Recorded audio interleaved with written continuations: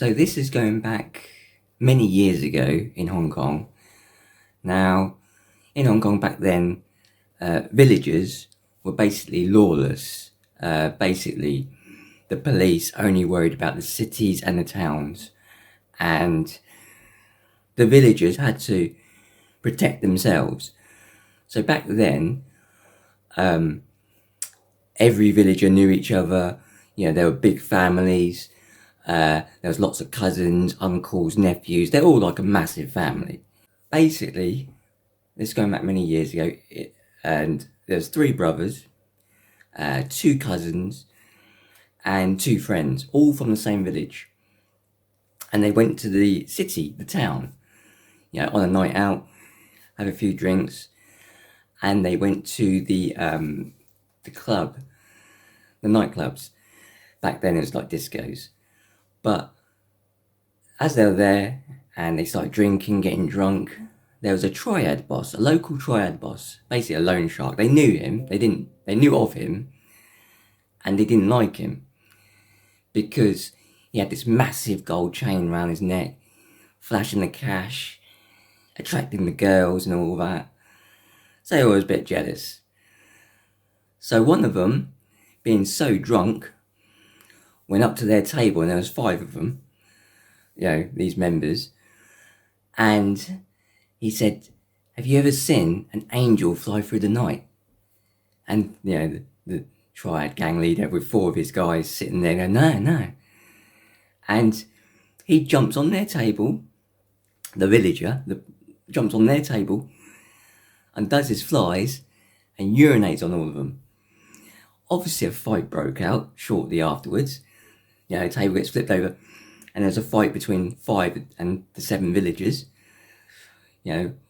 all guys, and the triad boss calls another 20 guys, and obviously these villagers ran all the way back to the village.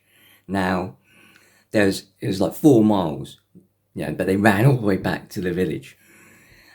And there was only about 2 or 3 triad members that made it near the village, because it was like 4 miles run. But they stopped and saw what village it was, and the village sign, and turned back, because they didn't have mobile phones back then, basically, or there was very limited people had them, to get their boss.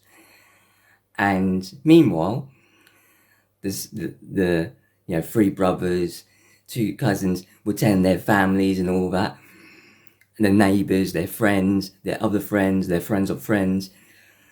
And there was 400 male villagers with iron bars, spades, knives, waiting, hours and hours. Well, it weren't hours and hours, I don't know how long it was, probably an hour, 2 hours. And then 8 vans turned up, 50 guys of the triad boss's people. As soon as they entered the village, they got ambushed by 400 people, because it was, at night time. Their vans got smashed, all the tyres were burst with knives, the windows were smashed, they got dragged out, beaten the crap out of. They had 2 guns as well, that got taken off them, and they basically got beaten up all night. And someone had to call the police, and guess who turned up?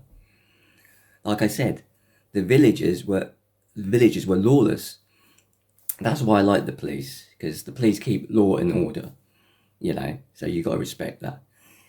But anyway, 2 police officers turned up, because no one wants to visit these villages, because back in them days, the villages were like, you can go into a village and not come back out again unless it's a body bag. Literally, it was like that. It was lawless.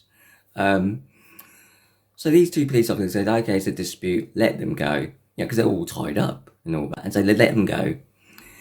And the next day they had to come back with a lorry, flatbed lorry, to pick their vans up one by one and take it away. It took all day while they got stared at by the villagers, because obviously the vehicles couldn't move. And they even asked for their guns back, their 2 guns.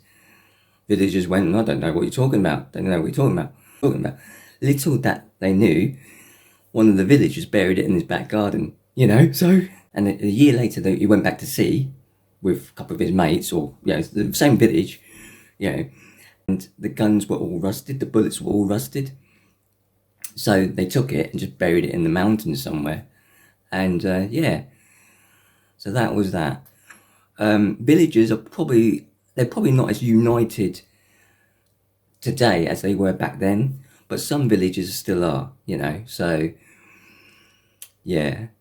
Be careful, you know, if you ever go back to HK, you have to know what village you're going into, because if you're not knowing people in that village, they will, well, again, like I said, it's changed now, it's more open-minded, there's more law about, you know, but back in them days there wasn't, so, yeah. So that, I mean, I wasn't even born then, so that was when my parents were still in Hong Kong. And the reason why I knew this, because my dad was one of the villagers.